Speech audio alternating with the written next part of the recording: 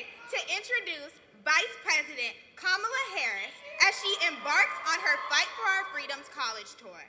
From being an HBCU student like you and I, to becoming a young prosecutor and now holding one of the highest offices in America, it is clear that she understands the power and impact of education, especially in the higher learning space.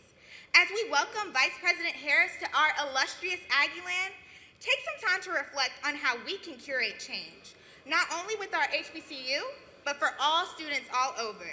Now, join me in welcoming the Vice President of the United States.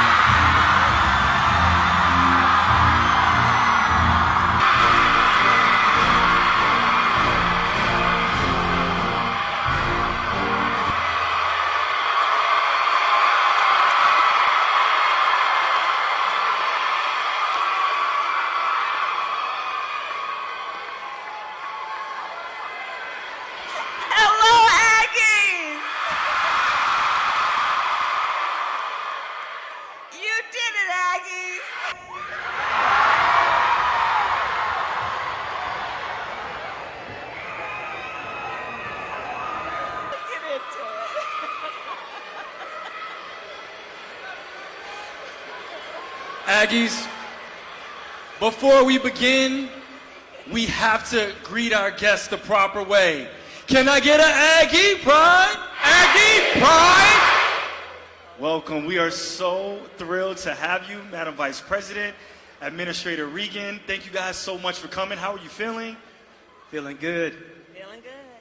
All right. So you have had an extremely busy summer, Madam Vice President. You visited over 17 states talking to young leaders across the country about issues that matter. This summer alone, you've visited climate leaders in Colorado, gun safety advocates in Virginia, and now you've launched this college tour so that we can discuss fundamental freedoms with our young people. Can you tell us why doing this it was important to you and why you've embarked on this journey? Well, as a proud HBCU graduate,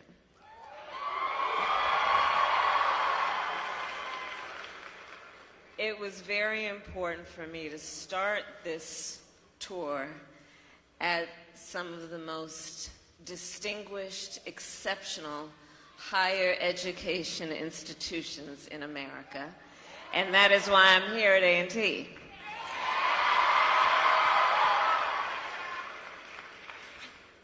And let me also say that together with Administrator Regan, you know, we have been traveling our country.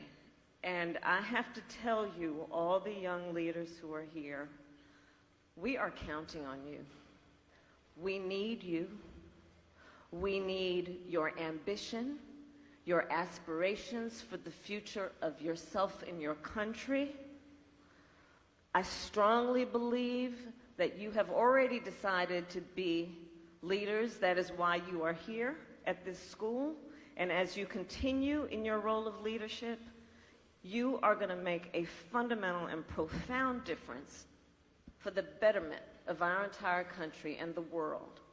So I'm here on this tour to remind you of everything that you learn here, which is you stand on the shoulders of extraordinary Americans. You stand in the path of that legacy. They held the baton for the time they had it, and then they passed it to us and to you. And the challenge will be what we do while we carry the baton. And I am here to remind you that what you are doing now and what you will do as the days, months, and years go by will be extraordinary and a testament to all that we take in terms of the pride of who we are as a nation. So that's why I'm here. And I'm here because I also feel so strongly that you must have the freedom to live your best life. And that means the freedom to make decisions based on having freedom to have access to the ballot when you want to vote, the freedom to make decisions about your own body, the freedom to love who you want to love, freedom from violence, freedom to have opportunity and access to opportunity. All of that I want for you. And I'm here then to emphasize that you are going to be a part of making all of that real. That's why I'm here. That's why I'm here. I mean, we've taken time to talk about climate change. We've taken time to talk about gun safety laws. We've taken time to talk about women's health and reproductive rights. There's so much going on in the world right now. Madam Vice President, before we leave, I want to know, how do you stay optimistic in times like the ones that we're facing right now? Well, I mean, it starts with just looking at all these Aggies. And I mean that. I mean that. I truly mean that. When I look at the number, the excellence, the beauty, the brilliance of everyone who is here, I know the future of our country is bright. And I would just say to you that what I want for you is that you have the freedom to live your best life. And you are going to play an active role in making that happen. And I would also say to you that you are going to have many experiences, you probably already had some, where people are going to tell you what is not possible and what cannot be done. And I'm here to tell you, don't you listen. Don't you listen. Don't you hear no. Don't hear no. I eat no for breakfast.